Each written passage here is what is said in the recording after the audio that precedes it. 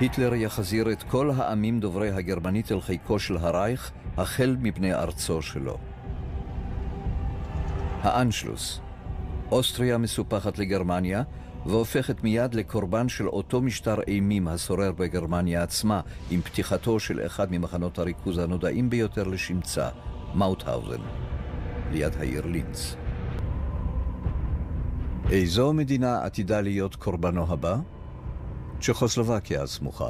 שם חיה אוכלוסייה גרמנית, הגרמנים של חבל הסודטים. אך צ'כוסלובקיה נהנית מחסותן של אנגליה וצרפת. ענני מלחמה מתחילים להגדיר את שמי אירופה. במינכן, מעוז הנאציזם מתארגנת ועידת שלום ברגע האחרון. מן הצד האחד, אדולף היטלר, שהולך ונעשה מפחיד יותר ויותר מרגע לרגע, ובעל בריתו, הרודן האיטלקי בניטו מוסוליני. מן הצד האחר, הדמוקרטיות המערביות, עטורות ניצחון אך מותשות ממלחמת העולם הראשונה. נביל צ'מברלין, ראש ממשלת בריטניה, איש מפלגת השמרנים, ואדוארד אלאדיה, ראש ממשלת צרפת מהמפלגה הסוציאליסטית רדיקלית, רוצים להציל את השלום. בסופו של דבר הם משלימים עם מה שאין להשלים עמו. הם מוותרים על חבל הסודטים הצ'כי לטובת היטלר, תמורת הבטחתו בהן צדק שלא יהיו לו עוד תביעות בנוגע לחבלי ארץ אירופיים אחרים. אך מה שוויה של הבטחה מפיו של היטלר? רק 6 חודשים לאחר מכן הוא פולש לשאר שטחיה של צ'כוסלובקיה ונכנס לפראג, מלווה במרשל הרמן גרינג.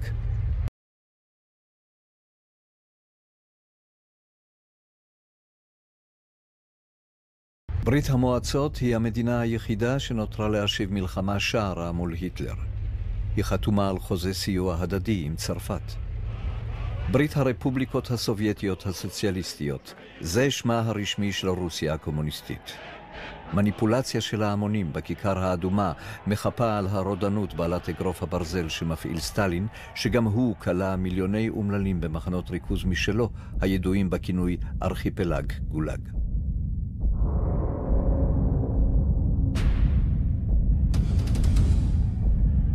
תיעוש מואץ וגיוס חובה על הצבא הפכו את ברית המועצות למעצמה גדולה. חרף חששן מהקומוניזם, מעצמות המערב משליחות יהבן על ברית המועצות.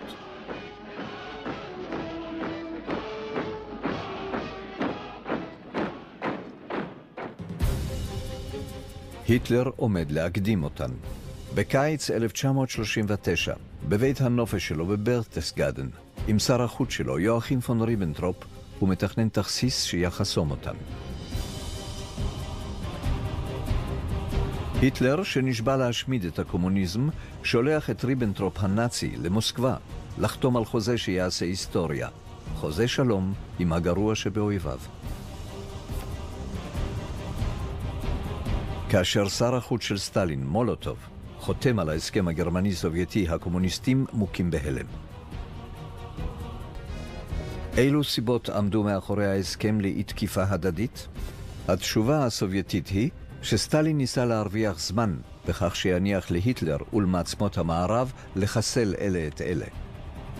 אולי סטלין, שהתכוון להשתלט על המדינות הבלטיות ועל חלק מפולין, אף השלה את עצמו כי יוכל לחלוק את אירופה עם היטלר לצמיתות. היטלר עצמו נאלץ לספק הסברים לקצינים הנאצים. הם הגיבו בהלם על ההסכם שלו עם סטלין. הוא מסביר לראשי האס-אס והגסטאפו, היידריך והימלר, ליד למינו בורמן, ולכמה מעושי דברו הקרובים ביותר, שהברית הזמנית הזאת תעניק לו חופש פעולה להמשיך במזימת ההתפשטות שלו, הפעם אל תוך פולין.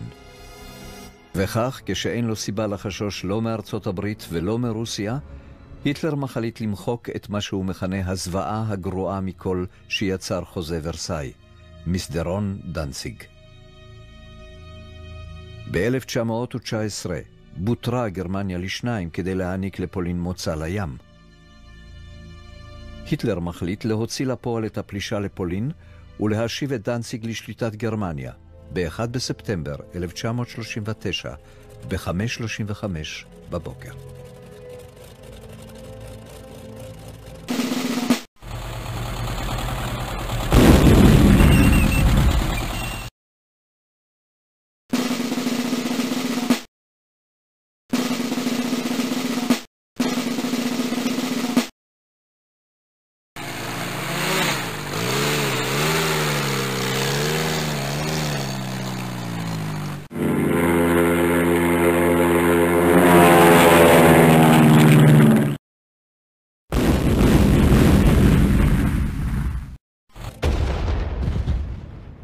יריית התותח הראשונה של מלחמת העולם השנייה נורתה על דנציג.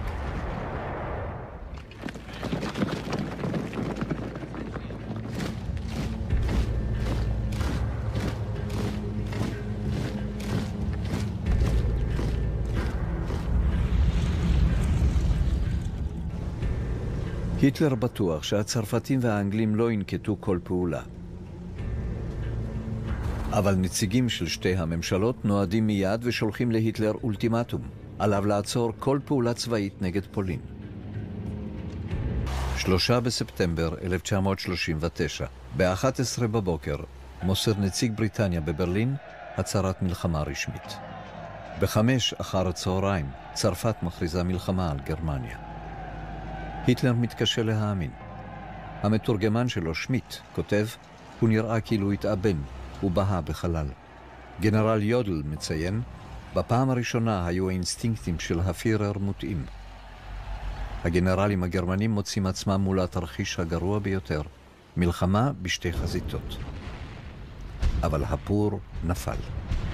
היטלר שולח את הוורמאכט, הכוחות המזוינים של גרמניה הנאצית, אל תוך פולין.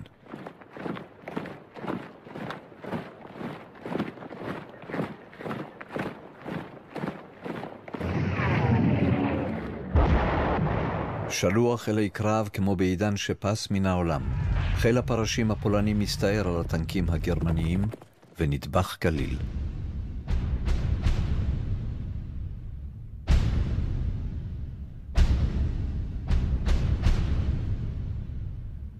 וכך, הצבא הצרפתי הבטוח בעצמו תוקף ב7 בספטמבר 1939, 4 ימים לאחר הצהרת המלחמה של צרפת. המתקפה שנועדה להוכיח לדעת הקהל כי פולין לא הופקרה, מתקדמת 8 קילומטרים אל תוך חבל הסער. את ההסרטה של הצבא הצרפתי מציגה בגאווה את השלל המלחמתי, אופניים.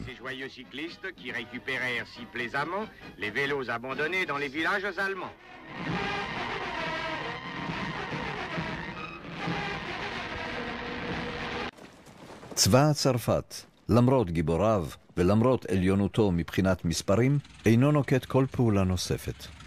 גנרל מוריס גמלן, בן 67, הוא המפקד העליון של כוחות הברית היבשתיים המשותפים לצרפת ולאנגליה. הצרפתים עולים במספרם גם על האנגלים, שאף הם סבורים כי המלחמה הזאת אינה מלחמה של ממש, ועד מהרה ייושב המשבר. גמלן עצמו אינו שש לשוב ולהילחם את המלחמה של 1914. הוא רוצה למנוע מרחץ דמים בכל מחיר. הוא סבור שיש צורך בשנתיים בטוחות מאחורי קו מז'ינו כדי לשוב ולחמש את הצבא. קו מז'ינו הוא יציר כפיו של שר מלחמה קודם, אנדרי מז'ינו. מערכת ביצורים זו נועדה לבלום את האויב הגרמני אחת ולעולם. נדרשו 16 שנים כדי לבנותו, 1.5 מיליון מטרים מעוקבים של בטון ו150 טונות של פלדה. כל צריכי הירי הללו קשורים ביניהם במבוך של מנהרות שאורכן 500 קילומטרים, מגבול שוויץ ועד לוקסמבורג. 200,000 איש מאכלסים את מערכת הביצורים.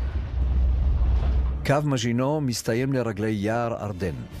הפיקוד העליון של צבא צרפת סבר שטנקים גרמניים לעולם לא יצליחו לעבור בתנאי השטח הקשים במיוחד באזור זה.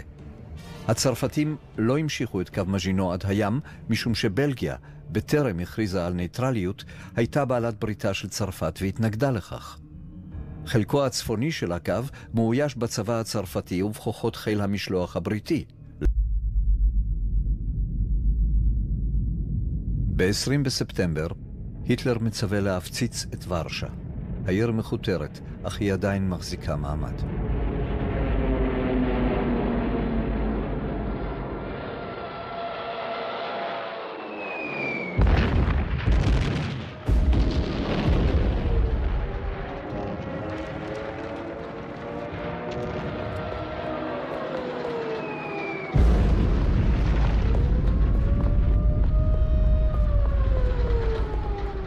הפירר רוצה לזרוע אימה לא רק בליבותיהם ובמוחותיהם של הפולנים, אלא גם בקרב הצרפתים והאנגלים.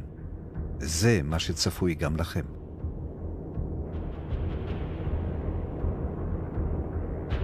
כפי שסוכם מראש עם היטלר, הרוסים פולשים למחציתה המזרחית של פולין. כאן מתרועעים החיילים הגרמנים עם החיילים הרוסים, מחזה מוזר בלשון המעטה. הנאצים מחלקים עלונים שבהם נאמר, הצבא הגרמני מצדיע לצבא האדום של הפועלים והאיכרים שאנו רוחשים לו כבוד רב מאז ומעולם.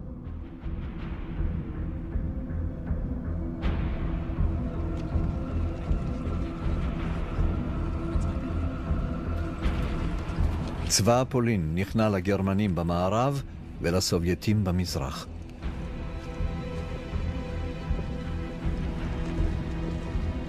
סטלין פוקד להוציא להורג 20,000 שבויים פולנים.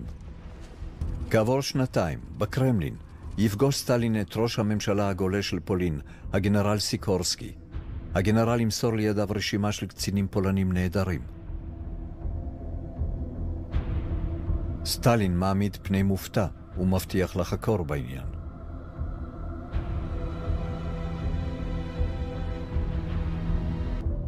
סטלין, בחובשו מחצית מפולין, שיחק למעשה לידיו של היטלר הזקוק לגבול משותף עם ברית המועצות, גבול שיסייע לו במימוש תוכניתו לפלוש לרוסיה. היטלר והימלר, מפקד האס-אס, יטפלו בפולין מעתה. הם ממנים את הנאצי הנס פרנק למושל הכללי של פולין הכבושה, והלה מכריז, יש לי הכוח לגזור חיים או מוות על תושבי פולין. אחרי המלחמה עתיד פרנק לתת את הדין במשפטי נירנברג ולהתעלות בגין פשעים נגד האנושות.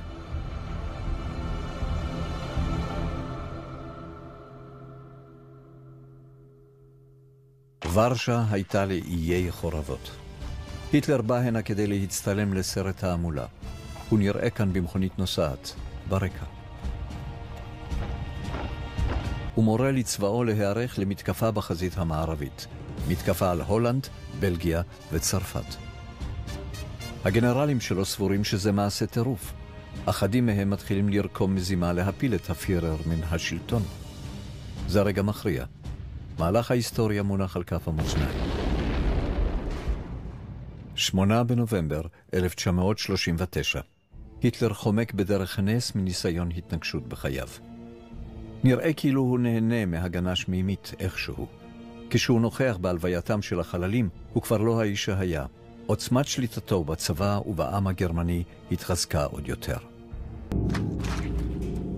המפקד העליון של צבא צרפת, גנרל גמלה, מצפה שהגרמנים יתקפו דרך בלגיה ויתקדמו לעבר פריז כשהם חוצים את המישור הפתוח הזה, כפי שעשו ב-1914.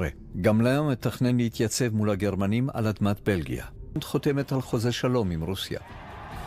בה בעת, היטלר יוזם מתקפת פתע נגד דנמרק ונורווגיה. זה הבליצקריג, מלחמת הבזק. הוורמאכט כובש את אוסלו בתוך יומיים.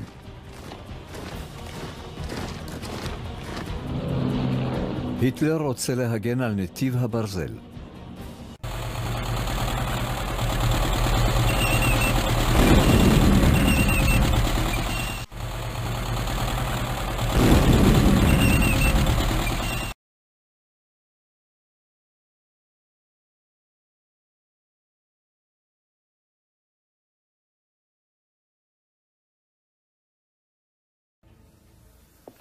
תשעה במאי 1940, היטלר יוצא את ברלין ברכבת הפרטית שלו, ששם הצופן שלה אמריקה.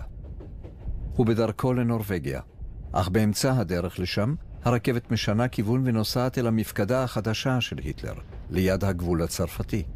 היטלר מודיע, רבותיי, המתקפה החלה. הגנרלים כבר הגישו לו את תוכנית הקרב שלהם במהלך החורף. התוכנית הייתה בדיוק כתוכנית הקרב של 1914, תקיפה דרך תחום בלגיה. אבל היטלר העדיף לאמץ את הרעיון של גנרל פון מנשטיין. כך הוא מסביר, עלינו לגרום להם להאמין שנתקוף דרך בלגיה. בעלות הברית יחלצו לעזרה, זו מלכודת. נחצה ישר דרך יערות ארדן, ואז נשנה כיוון לעבר חוף הים. נחתר אותם באבחת מגל. אך אבחת המגל הזאת הייתה למעשה הימור גדול מאוד, משום שבעלות הברית היו עלולות להיסוב לאחור ולבצע מתקפת נגד. אך היטלר בטוח בעצמו. הוא כותב, העיקר שיהיה לנו מזג אוויר נוח.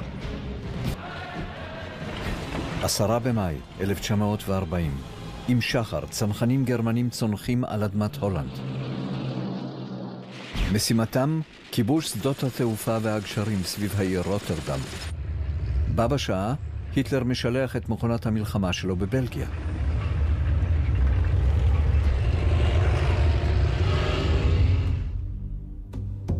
היטלר ממתין. האם יפלו בעלות הברית בפח שטמן להן? Gamelin moves his best motorized divisions, the elite of the French army, into Belgium, along with the entire British Expeditionary Force.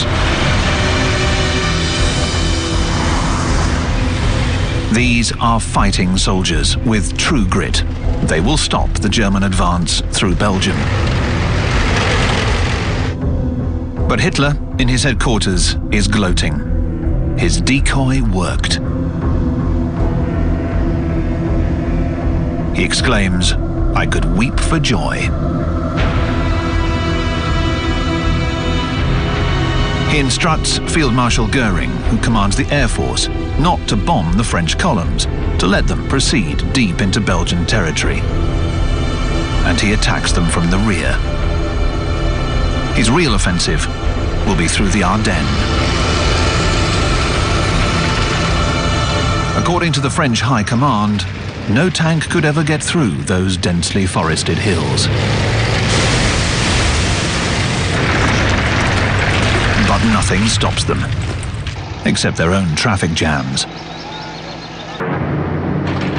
The Germans unleash their aerial offensive, destroying strategic crossroads, airfields, refineries, and fuel supplies. In the Netherlands, the port of Rotterdam is ablaze, the result of a German terror bombing raid, like the one in Warsaw. But these bombs were dropped after the city had surrendered, another of Hitler's war crimes. In London, the new Prime Minister is Winston Churchill. His first speech reveals his determination to keep fighting, whatever the circumstances. I will say, without a doubt, that the fate of Holland and Belgium, like that of Poland, Czechoslovakia and Austria, will be decided by the victory of the British Empire and the French Republic. But things have suddenly turned very grim in France. In just 3 days, the Germans have swept through the Ardennes and are advancing towards the French defensive line on the Meuse River. The French Prime Minister, Paul Reynaud, telephones Churchill in alarm. "We have been defeated. We have lost the battle." The French generals are at a loss. They are unable to react to the situation. With the Allied forces tied up in Belgium, how can they stop the Germans from advancing? The French High Command has just realized that the Germans are heading for the coast and that the Allies have fallen into a trap. The German tanks move swiftly through the towns and villages of northern France.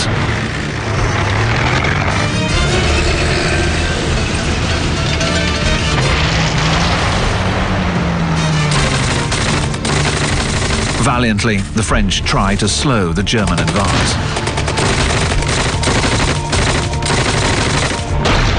The Germans crush any pockets of resistance.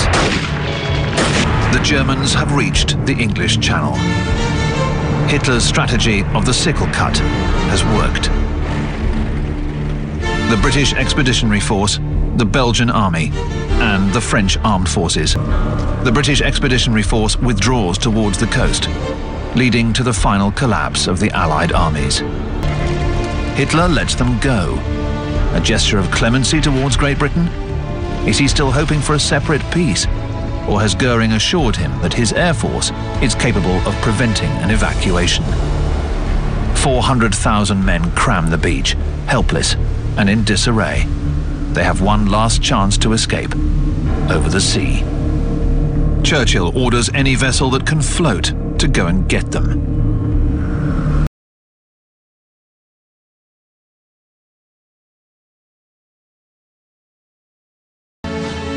All of Great Britain hails Dunkirk as an extraordinary feat. Churchill, however, puts it into perspective. With lucidity, he says, wars are not won by evacuation. On the 4th of June, Churchill, who is also battling the defeatists on his own side, speaks out. His tone is unforgettable. We shall fight on the beaches, on the landing grounds, in the fields, in the streets, and on the hills. We shall never surrender. The offensive continues. France collapses.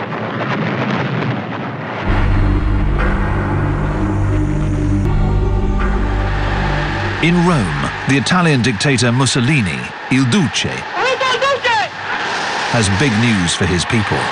La dichiarazione di guerra è già stata consegnata agli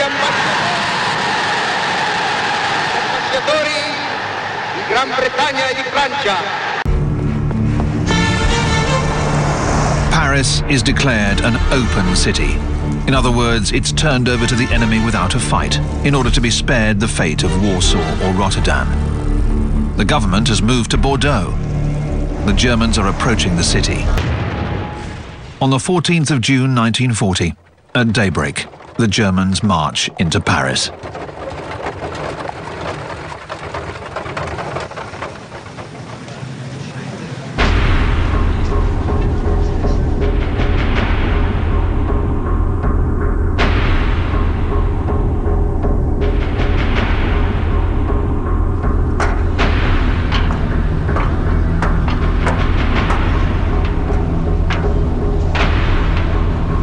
The Nazi emblem, the swastika, flies over Paris.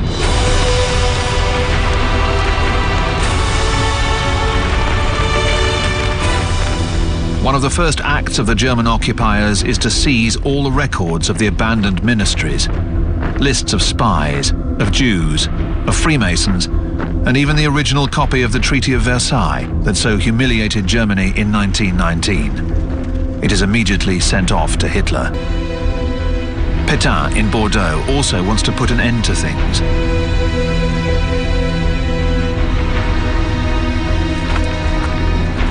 The Germans continue their relentless advance southward. Though once considered a formidable force, the French army is now a shambles. And yet it has put up a better fight than was thought, especially at the time. In 1 month, 100,000 French soldiers die, more than in the same period of time during World War I. The deadliest of wars until then.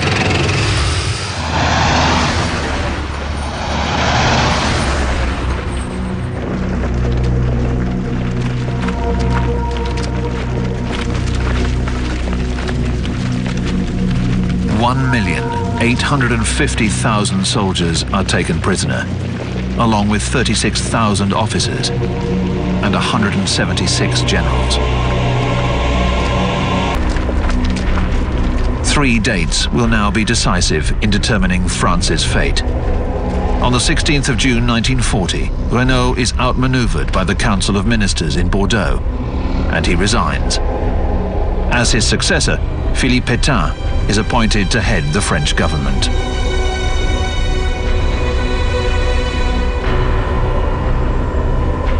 Place de la Bastille. Those who've remained in Paris listen to Marshal Pétain. The war hero at Verdun announces that he is seeking an armistice. Français, j'ai demandé à nos adversaires de mettre fin aux hostilités. J'ai pris cette décision dure au cœur d'un soldat parce que la situation militaire l'imposait. The German radio translates this speech, announcing France's capitulation. Der Führer mit dem königlich italienischen Ministerpräsidenten Benito Mussolini einer Aussprache treffen, in der die Haltung der beiden Staaten überprüft. Some French people are able to pick up the BBC. General de Gaulle has arrived in London. On the 18th of June, he denounces the armistice. A few days later, he records a new speech. Nous croyons que l'honneur des Français consiste à continuer la guerre aux côtés de leurs alliés.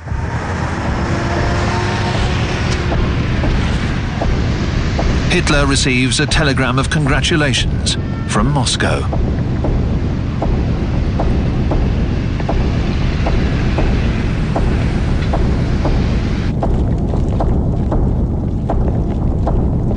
On June the 22nd, 1940, Hitler arrives in Compiègne, near Paris. The setup he has ordered is designed to humiliate the losers. He has brought the same railway car that was used for the signing of the 1918 armistice that sealed Germany's defeat.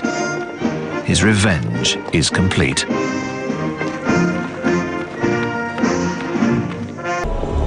Alsace and Lorraine are German once again, as he promised they would be. The spoils of the French campaign: 2,000 tanks, 5,000 cannon, 300,000 rifles, 4 million rounds of ammunition.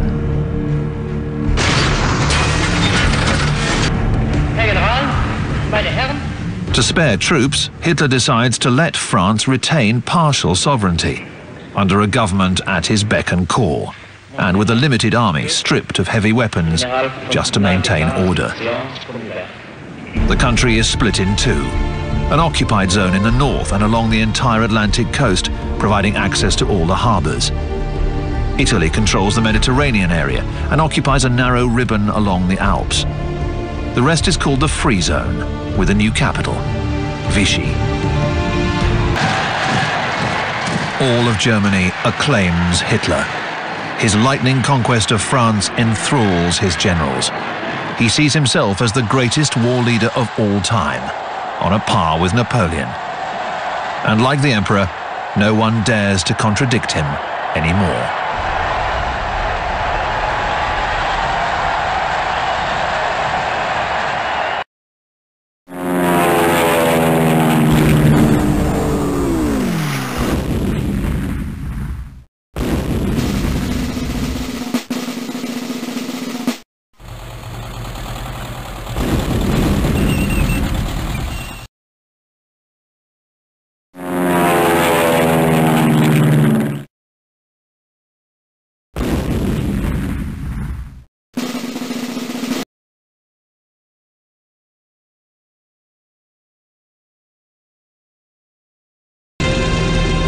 Taking off from these fields in occupied France, the Germans will attack convoys in the Channel, harbours and airfields in southern England.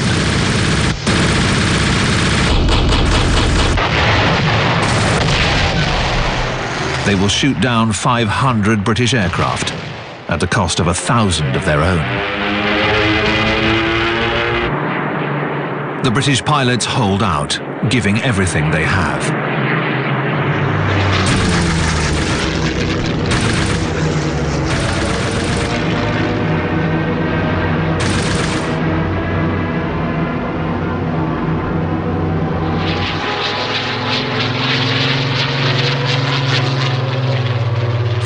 Churchill proclaims, "Never in the field of human conflict was so much owed by so many to so few."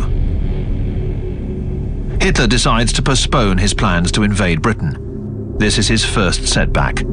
His tactics now rely more on nighttime bombings. He says, the British will surrender when their cities have been destroyed. German bombers attack British cities like Coventry and London. This is the Blitz. Daily bombings